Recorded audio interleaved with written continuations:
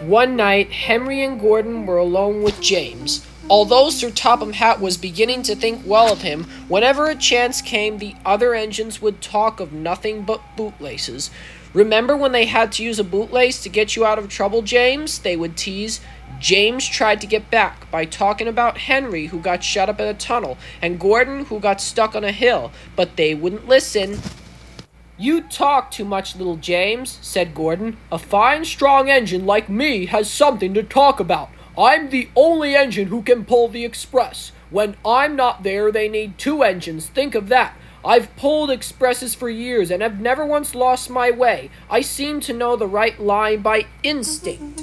Every wise engine knows that the signalman sets the switches to make the engines run on the right tracks." But Gordon was so happy he forgot.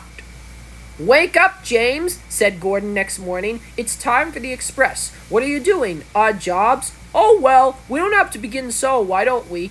Run along and get my coaches. Don't be late." James went to get Gordon's coaches.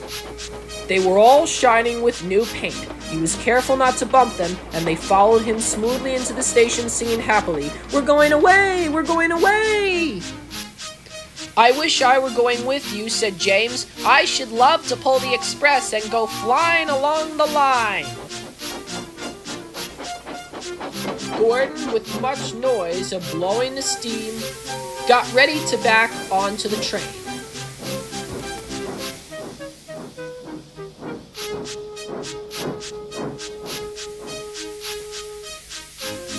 Sir Topham Hatt was on the train with other important people, and as soon as they heard the conductor's whistle, Gordon started.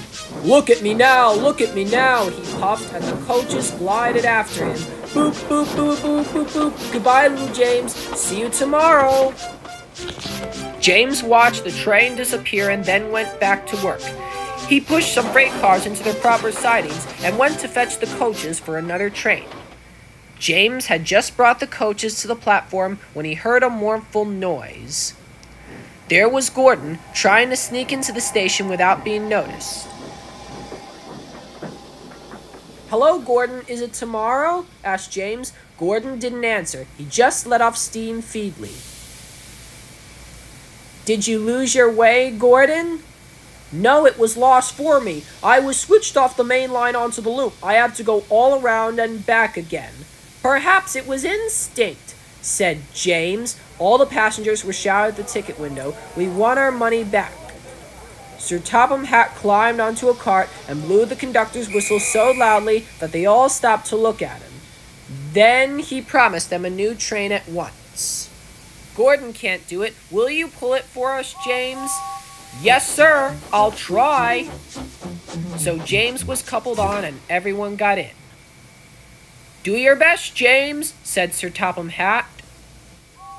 Come along, puffed James. You're pulling us well, sang the coaches. "Hurry, hurry, hurry," puffed James.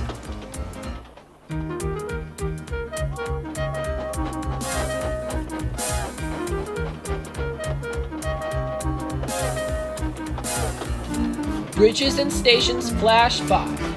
The passengers cheered, and they soon reached the station.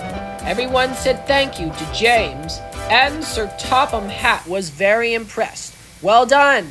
Would you like to pull the express sometimes?" "Yes, please," answered James. Next day, when James came by, Gordon was pushing freight cars. "I like some quiet work for a change," he said. "I'm teaching these cars manners. You did well with those coaches, I hear." "Good, we'll show them." He gave his cars a bump. James and Gordon are now good friends. James sometimes takes the express to give Gordon a rest. Gordon never talks about bootlaces, and they're both quite agreed on the subject of freight cars.